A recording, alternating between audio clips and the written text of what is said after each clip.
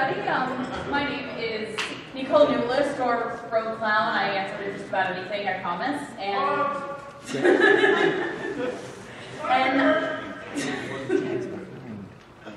like I said, just about anything. And I'm here to talk about capture the flag.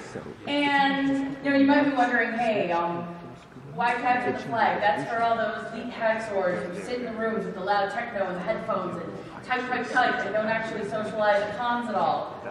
Totally not true. What capture the flag does require a few things. It requires creativity. I mean, the problems are weird, and I'll get more a little later into the kinds of problems that you see in capture the flag and why they're so weird. But you need to think around them. You need to be curious and figure out, okay, this isn't something I've seen before, but how do I research how in the world do I solve it?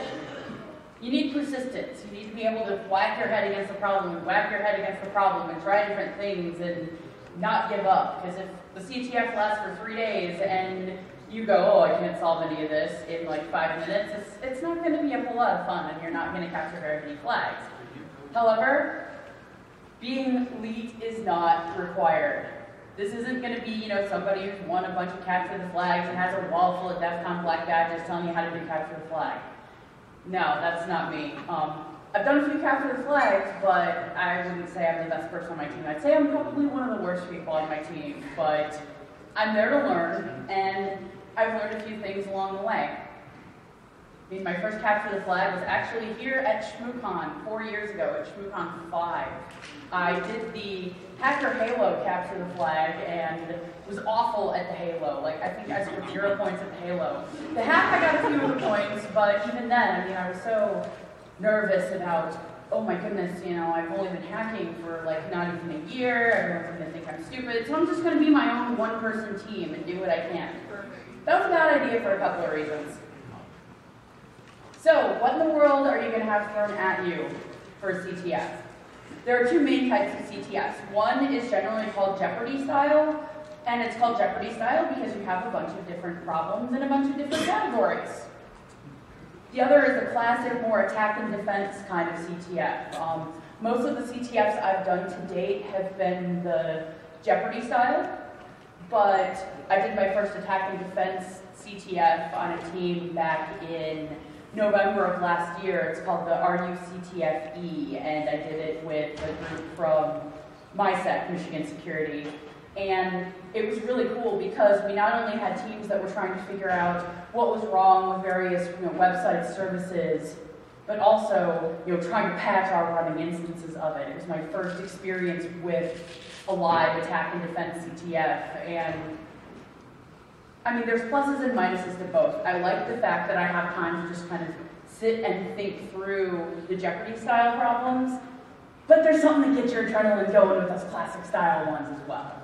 They're both fun and they're both worth it. Now, what kinds of stuff are you going to see in a CTF? Crypto, exploitation, forensics, programming, reverse engineering, trivia, web applications. If it's something that anyone talks about at a conference, be it in a talk, or heck, even in the hallway track. I've seen problems on CTFs that are like, give me this piece of trivia about the movie Hackers. Give me this feature that was released in such and such version of such and such software. Just super goofball stuff. And some of it is easily Googleable, some of it is not. And, you have to figure it out. Forensics, there's different kinds of categories of forensics that I've seen. I've seen log analysis, packet forensics, drive forensics. So that's one of the really nice things about CTF, and one of the good reasons to get involved in CTF is there's a little bit of something for everyone. If you want to get better at something that you're already good at, chances are you're going to find something in a CTF. If you want to explore learning something that you don't know yet, chances are you're going to find it in a CTF, and even though you might feel a little bit of the adrenaline, a little bit of the pressure of the competition, it's not in a live environment or in a client environment or in an environment that anyone's going to expect anything more of you than spend some time trying to get some flags. What kind of tools do you need for CTF? You probably already have them. I've got some virtual machines that I use for CTFs. I have, my Backtrack 5 VM is the one that I use more often than anything, just because I'm comfortable in a Linux environment.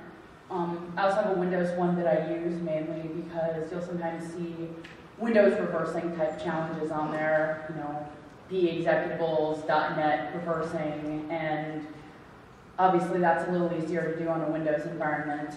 I do highly suggest running it in virtual machines. One, because of, you know, it's nice to go back to a snapshot if that's how you like to work. But two, sometimes, you know, kind of figuring out what's going on in these CTF problems, especially exploitation, reverse engineering type stuff, you're gonna be running random pieces of code that other hackers who are running the CTF have provided you. It's probably not malicious, but why take a chance? Another thing to know for CTF, scripting languages, really useful. I script most of my solutions in Python. I don't care if you use Python, Perl, Ruby, shell script, PowerShell.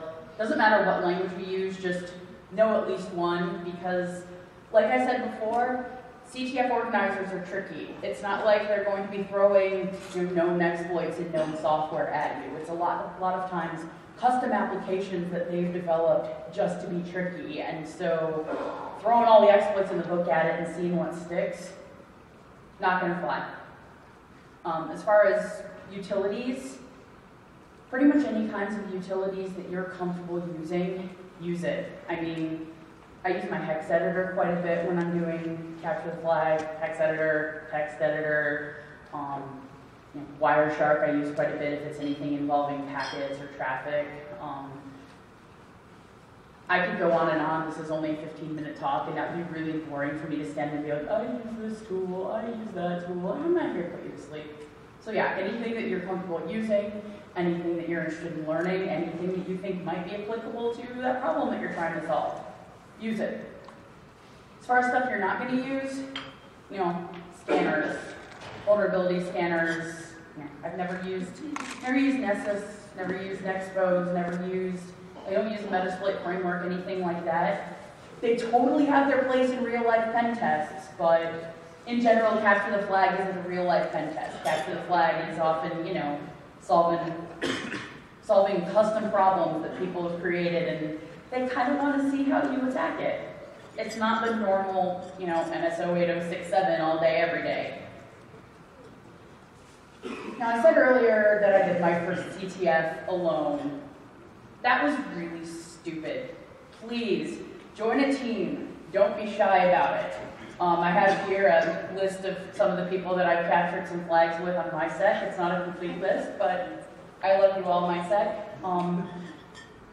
People are not going to laugh at you if you don't know anything. People are not going to laugh at you if you don't know the answers to everything. That's what I was so afraid of when I started doing CTFs. And the best way to do it is just get over yourself. The nice thing about being on a team is, you know, there will be people who have varying experience. Everything from, I've never done a CTF before, I'm just getting started in security, all the way to, I've been in security for years and years and years, and I've lost count of how many CTFs I've done.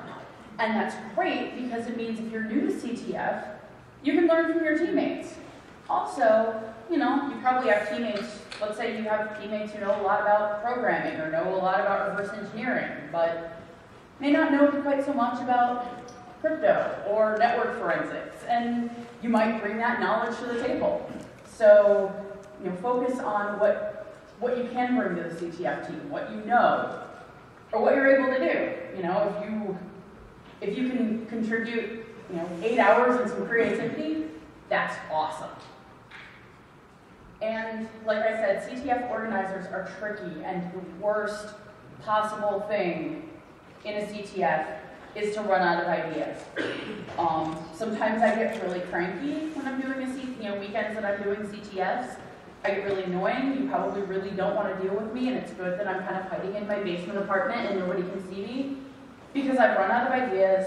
I'm pissed off, and I'm like, oh my god, I'm so pissed. This just needs to end, or ugh.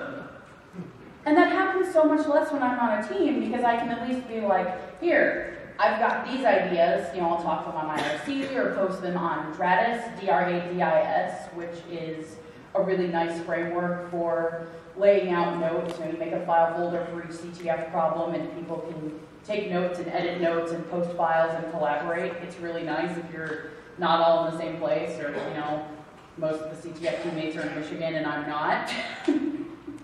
But instead of getting frustrated that you're running out of ideas, you have people to hash it out with. And that leads me into my next point. Try all kinds of weird stuff. When I started doing CTFs, I would get an idea, and if my first or second crack at it was not going, didn't work. It's like, oh, it wasn't this kind of encryption. Oh, it wasn't that kind of encoding. I'm sick of this. I'm going to move on. That's not the way to do it. Trying to figure out it might not be this. It could be a little different. The key might not be the name of the capture the flag. The key might be maybe the organizer, the name of the con that it's associated with. Just keep thinking of ideas and write your ideas down. I've lost count of the number of times that I've had an idea earlier in the CTF, not written it down, got distracted by some other problem or barking up some other tree, and then I find out when I'm later in the CTF or when I'm reading write-ups that, oh, that was the answer. I was doing this one, it was actually the Ghost in the Shell Code teaser round last month, and there was a clue on a crypto problem, and it was this haiku.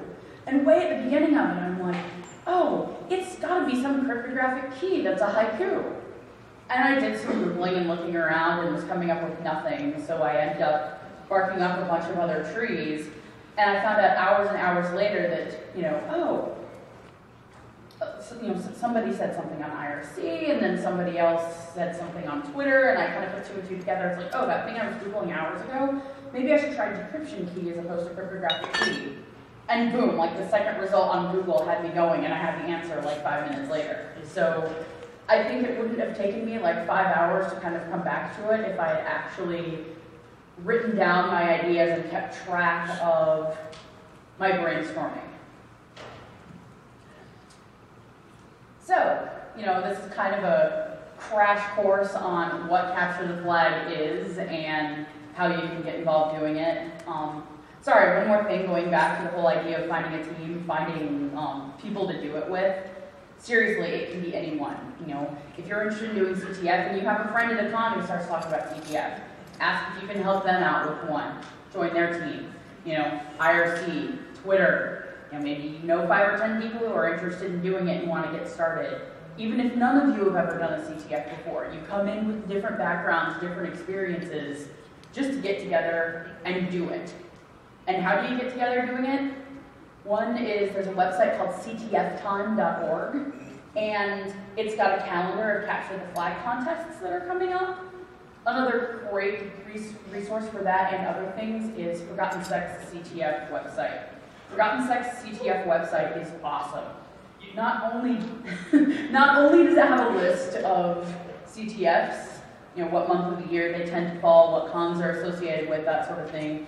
It's got links to write-ups for solutions. It's got links to practice and war games. It's got everything CTF on there, and if there's something that you know about CTF that's not on there, you can contribute to it. One of my favorite directories for war games to practice on, because there's not necessarily CTF every weekend that you can make, but it's good to practice on your spare time if you want to get better at it.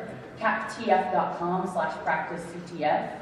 It's got a nice, good quality list of places to go. Sorry, am I running out of time? 1 minute. All right, almost done. Bugs, session timeout, and tunnel vision. Session timeout. Practice, practice, practice. Once the CTF is over, read CTF write-ups. Write your own write-ups of problems that you've solved, so 1, it inks in your brain, and 2, you can contribute back to the community. And, practice, practice, practice. The best idea I've gotten for that is from my friend Wolf, who actually gave me the idea to give this talk in the first place. He has a goal that he does 1 CTF-style problem every week. If you want to do more, that's cool, but if you shoot for 1 a week, it'll at least keep you going and keep you thinking. Finally, tunnel vision. When I started thinking about, hey, I should do CTFs, I thought they were all at cons. And I didn't want to spend my time doing the CTF. I want to spend my time talking to people and my time at home doing CTF. They're not all at cons. There are independent ones. There are ones at cons that you can participate in remotely. If you have time, if you have a spare weekend or a spare day, you can do a CTF.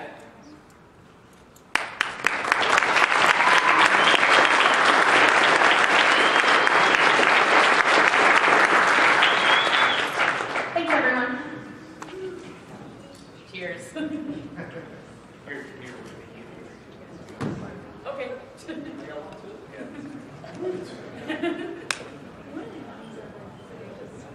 Cheers.